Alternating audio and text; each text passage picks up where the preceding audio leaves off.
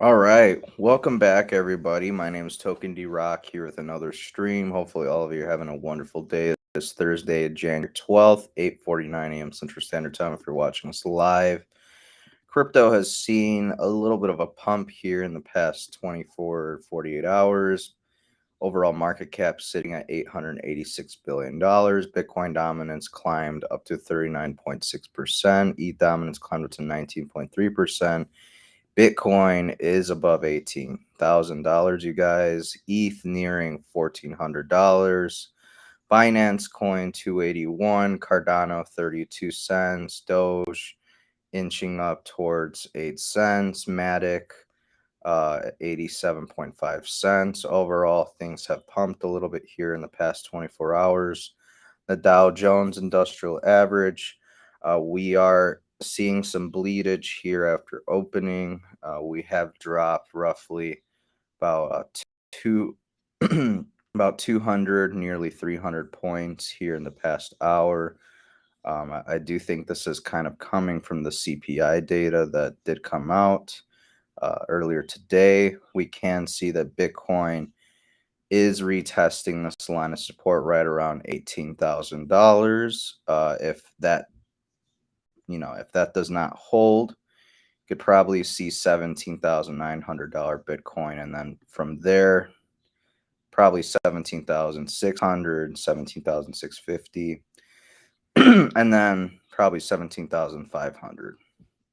Again, looking at the hourly chart, we can see a nice big red candle right here after a big wick to the upside. And again, we're going to see if these lines of support hold up. If not, we're going to see some more bleedage out of Bitcoin.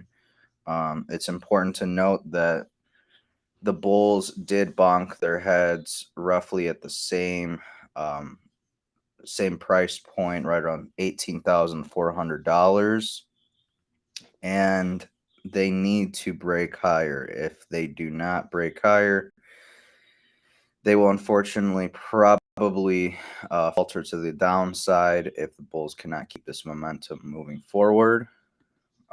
Looking at the dollar currency index, we can see the DXY is bleeding somewhat. If we zoom in, it looks like we have bounced yet again off of 102.3, something like that. Again, if this rallies to the upside, we can expect a more bleedage out of crypto and stonks. If this goes to the downside, we can see a massive rally out of both. So, something to pay attention to. Again, I do think we're going to bounce some point in the near future.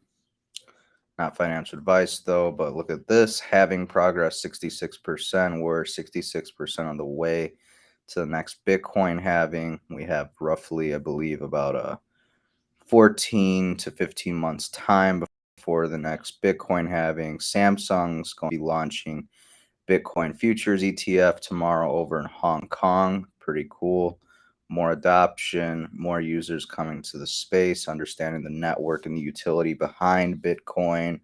Hong Kong to restrict retail traders to liquid cryptocurrencies only. Just say Bitcoin, bro.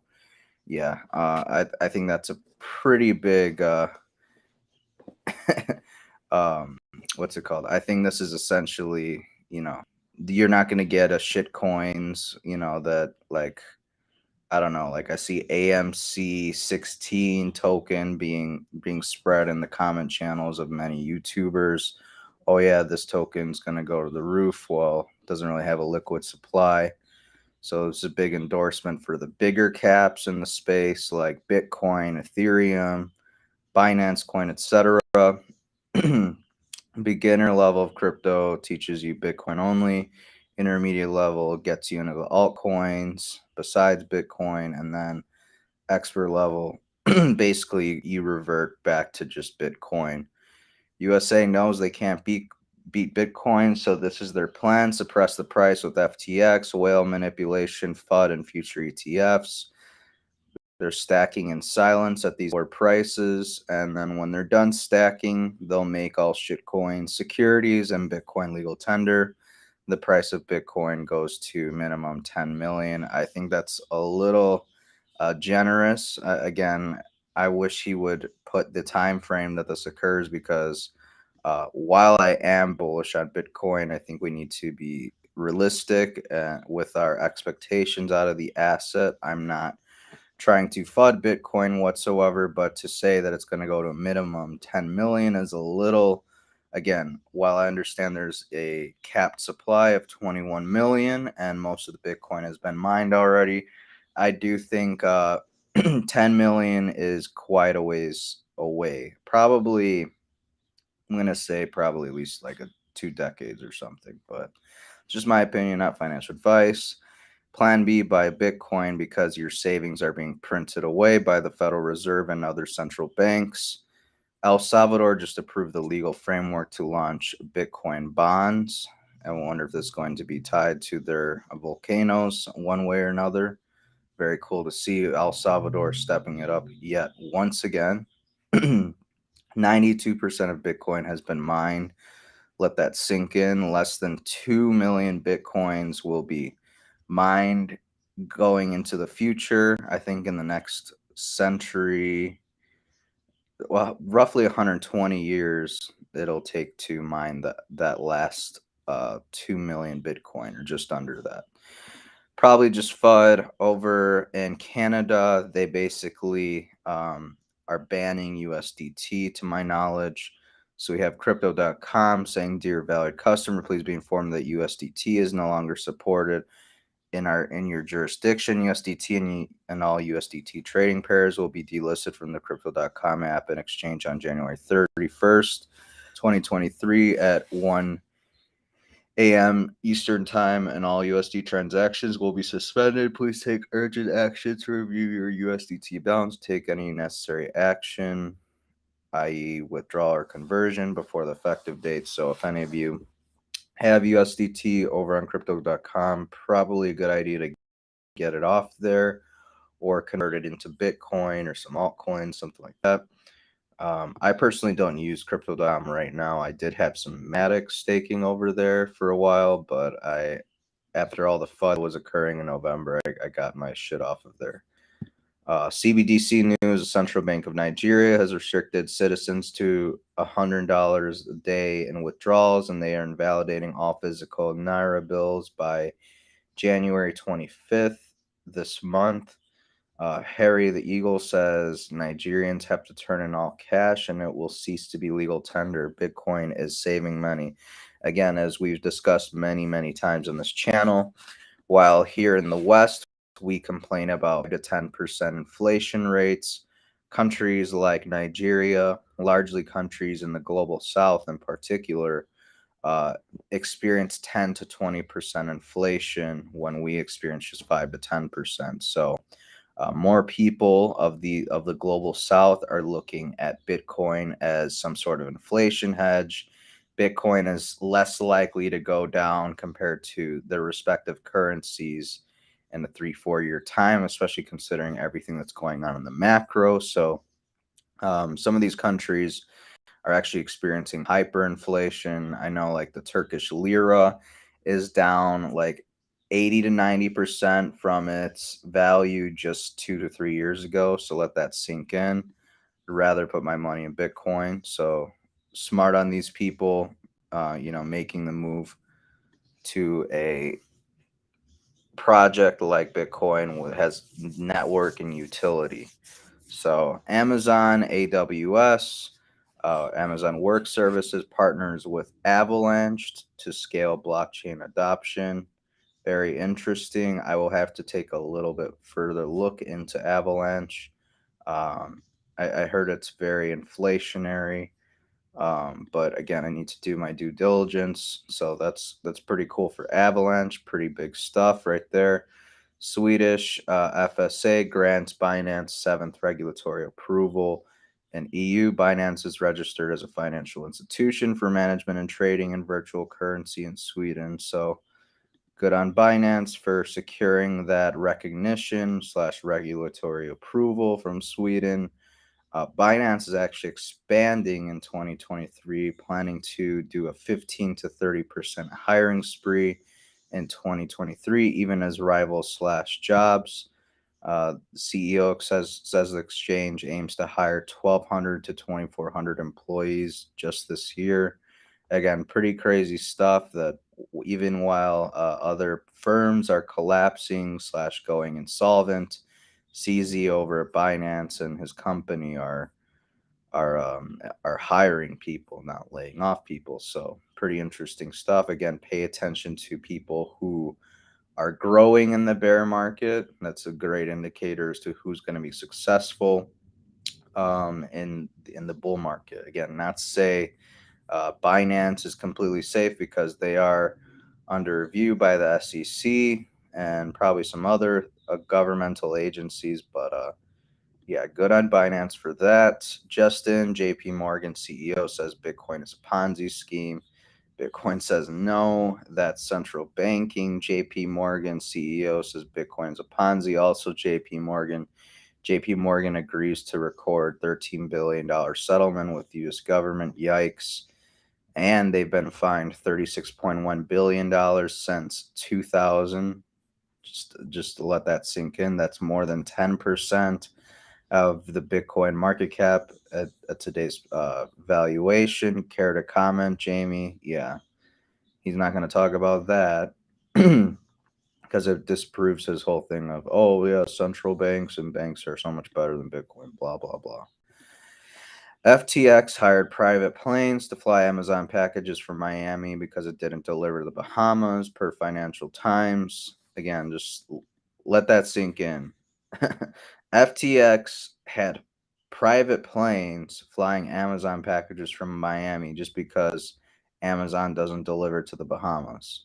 Think about all the customer funds that went to securing those private planes to fuel those private planes just so Sammy and co could get their Amazon products. Disgusting. FTX has also recovered over $5 billion in liquid assets, according to CoinDesk. Curious to see if any of that money will find its way back into customer hands. Because the reality is, all this money that he got was pretty much just customer funds. And the fact that him and his buddies are getting away with as much as they are absolutely disgusts me. U.S. banks are preparing for recession. $10 trillion asset manager BlackRock to begin massive layoffs. Again, layoffs are happening left and right as the economy is slipping into recession. World Bank warning new shocks could tip the global economy into recession, slashing growth forecasts for most countries. Again, writings on the wall. Economy is going down. We are in the beginning of a recession at the very least.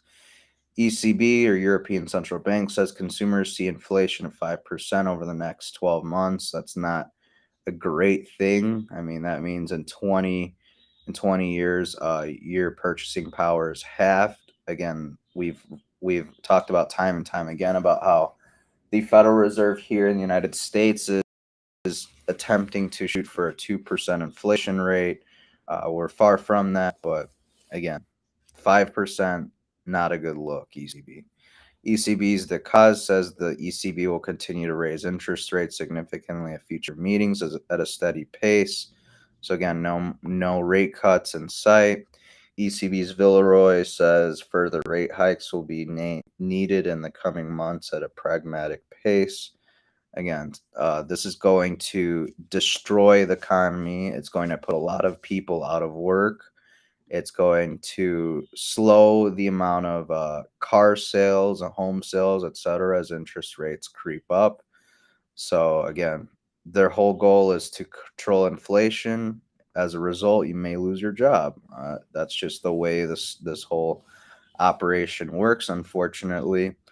You need to prepare yourself, try and get an emergency fund going for 2 to 3 months. If you happen to lose your job, maybe you'll have some money to fall back on. And that's not to say don't keep investing, but personally, I'm pretty much mainly in cash right now, just kind of waiting for big drop in the market. But you do what's best for you. Fed's Powell saying the Fed's tools work and there's nothing wrong with our mandates, whether it's a 50 basis point rate hike or 75 basis point rate hike, it's all necessary. Savings rate just collapsed down to 2.2%, the lowest level ever. This means Americans are running out of money. Last time it was this low was '06 to '07, right before the great financial crisis or collapse, if you want to call it that. Major recession warning, expect a big decline in consumer spending in 2023. As you can see, again, we're hitting more or less the rates that we were hitting all the way back in '05, '06. Are we nearing a big recession of sorts? Personally, I think we already are in some sort of a recession. But the powers that be benefit from telling you otherwise. I mean, they literally changed the definition of a recession, which was two quarters of negative GDP growth. Nothing to see here. We want to look good on camera. We want to look good for next election season. So there's no recession. There's nothing in sight. It's just transitory, as Janet Yellen said. Biden, in a Wall Street Journal op ed, has asked Republicans and Democrats to unite against big tech abuses. Is this in relation to what Elon has been doing via Twitter files over on the platform that he now owns, Twitter? Not exactly sure, but when the president is pushing both sides to go after big tech, it probably doesn't benefit you or me. Just a heads up. Whether you like Elon Musk or not, he did the unthinkable. He brought hundreds of banned accounts back.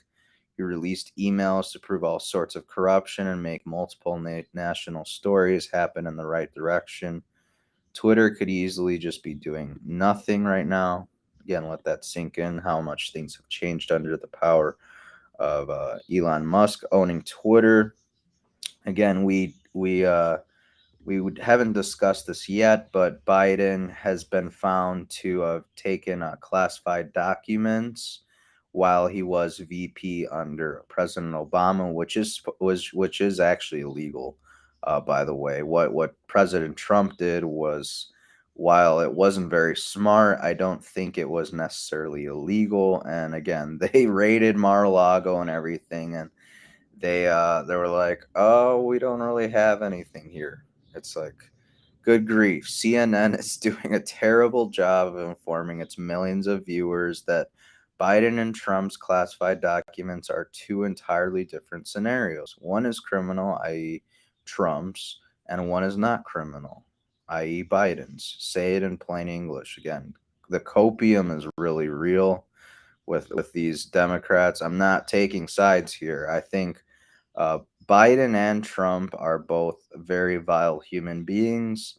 I hate that they are held to different standards. Unfortunately, I don't think either of them really represent you or me, but that's just my opinion. The Trump and Biden classified document revelations are not the same. Again, some more copium, some more double standards. In other news, we have Biden and Trudeau set to announce a deal that sends semiconductor manufacturing jobs to Mexico. Again, this is pretty good. We do need to become less and less dependent on Taiwan as China looms ever so closer to retaking the island in some way, shape, or form. I think it's inevitable at this point. So it's good that Western leaders here in North America are trying to get semiconductors manufactured down in Mexico. That's pretty good. Here we have Trudeau saying the world today is facing a lot of uncertainty with the rise of authoritarian leaders causing global instability. Again, kind of the kettle calling, you know, what's that phrase?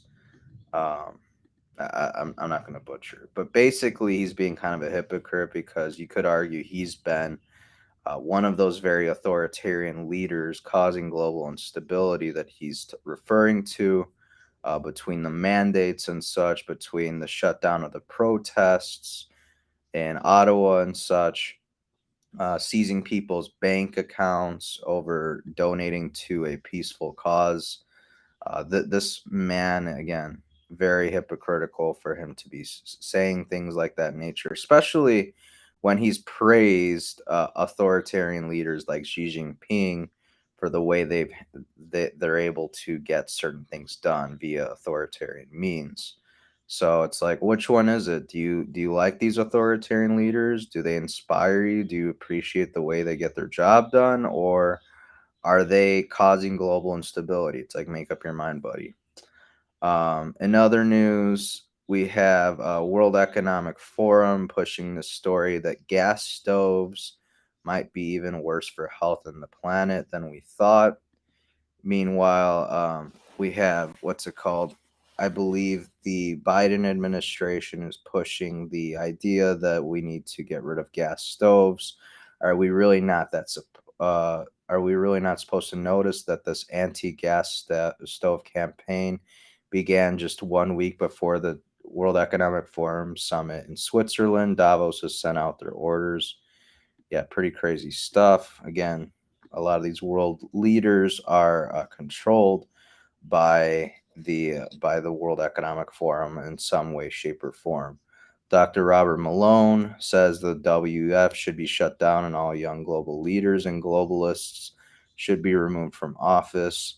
While I do wholeheartedly agree with you, Mr. Malone, the sad reality is it's probably not going to happen. The corruption runs so deep.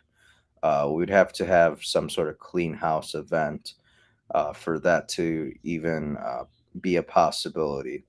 Here we have three our fellow Americans. previous presidents pushing a medical procedure that they insist on you taking. They will be available to everyone. The science is clear. These vaccines will protect you and those you love from this dangerous and deadly disease. They could save your life. So we urge you to get vaccinated when it's available to you. That's the first step to ending the pandemic and moving our country forward. It's up to you. What's funny is, I'm not saying these three gentlemen did nothing right in their careers as presidents or their time served. It's just kind of comical, hearing it from their mouth, considering Mr. Clinton over there said he did not have sexual relations with Monica Lewinsky, even though he clearly did. He lied about plenty of other things. Under his presidency, I believe the crime bill of 94 was passed, which has largely targeted minority groups over petty pot charges and things of that nature. Very petty shit. Meanwhile, you have George Bush telling you to take the medical procedure. This is the guy who lied to us about Afghanistan and Iraq having weapons of mass destruction. He waged a war over there, started the drone strikes, which this guy doubled down and did the most drone strikes in U.S. history, more than Trump, mind you. He also waged war in Syria and many other areas. He started the drone bombing war campaign over in Yemen. These are all war criminals. Like, should you really be taking their advice on anything? Like, let's get real. Are you suffering from medical coincidence? Proper medical care, but you don't want people sniffing around asking a whole bunch of questions about what might be causing your problem. At the Kaufman Institute for Coincidence, we won't look into the cause of your heart or other problem. We'll just fix it. That's right. We promise to only look at your symptoms. We won't get all curious looking for causes, because that could get your employer or your doctor into some legal hot water. And nobody wants that. At Kaufman, we understand that coincidence is now the leading cause of death. Hey, we've got another coincidence over here. If we want to operate at the speed of science, there's no time for looking for causes. No pesky questions about drugs or vaccines you may have been given. At Kaufman, we specialize in the effects and leave the causes to the conspiracy theorists. And let's be honest, we know the cause anyway. It was a coincidence, right? For each new patient, Kaufman's talented team of doctors strap on their blinders and look directly at the problem area, usually the heart, just like the CDC recommends. Our main campus now treats myocarditis, blood clots, heart arrhythmia, stroke, heart attack, magnetic skin, difficulty breathing, full body blisters and burning, convulsions, kidney failure, memory loss, cancer, sudden death, and much, much more. Yeah, they're kind of poking fun at the whole idea that, people are just falling over suddenly and dying coincidentally. No questions over whether they took a particular medical procedure or such. Yeah, they're just kind of poking fun at that. I thought that was kind of interesting, the way they presented that information. Here we have Novak, the Djokovic, sorry, saying because the principles of decision making on my body are more important than any title. Decision was not Play going the to clip. Australia, and I was prepared not to go. And I understand that not being vaccinated today, I'm unable to travel to most of the tournaments at the moment. And that's a price you're willing to pay. That is the price that I'm willing to pay. Ultimately, are you prepared to forego the chance to be the greatest player that ever picked up a racket, statistically, because you feel so strongly about this jab? Yes, I do. But as things stand, if this means that you miss the French Open, is that a price you'd be willing to pay? Yes, that is the price that I'm willing to pay. And if it means that you miss Wimbledon this year, again, that's a price you're willing to pay? Yes. Why, Novak? Why? Why? Because the principles of decision making on my body are more important than any title or anything else. Props to him, because unfortunately many people, when they're faced with the difficult decision of taking a certain medical procedure or keeping their job, or taking the medical procedure to keep their job, to continue to play in a particular league of sports, most people will just bite the bullet and take the medical procedure, not really doing any research as to what may happen as a result of them taking that medical procedure. But good on Novak for doing that. I stand wholeheartedly with him. My body, my choice. Here we have 65 Democrats just voted against a committee to investigate China. I think it's rather interesting to point out that no Republicans voted against this proposal to investigate China. That's not to say that what's it called? Or wait, what's NV? I'm assuming not present or whatever. So correction. Three were not three Republican members in the House were not present for the vote or whatever. In total, though, by and large, Republicans did support the measure. Is it their attempt to push a war with China, accuse China entirely of the release of C-19 and onto the world, making it global? Again, so while I do think we need to investigate China, we do need to be wary of the intentions of these particular people pushing for that investigation. Breaking: House Republicans will vote on bill to abolish the IRS and eliminate income tax. I never see this coming. It's not going to happen. I hate to break it to you guys. I would love income tax to be completely abolished, but it's not going to happen. There's too many people who are buddies with the IRS, so they're not going to do such a thing. Greg Abbott, governor of Texas, says Texas has a record budget surplus of about $33 billion, but that money doesn't belong to government. It belongs to taxpayers. I want to deliver the largest property tax cut Texas history.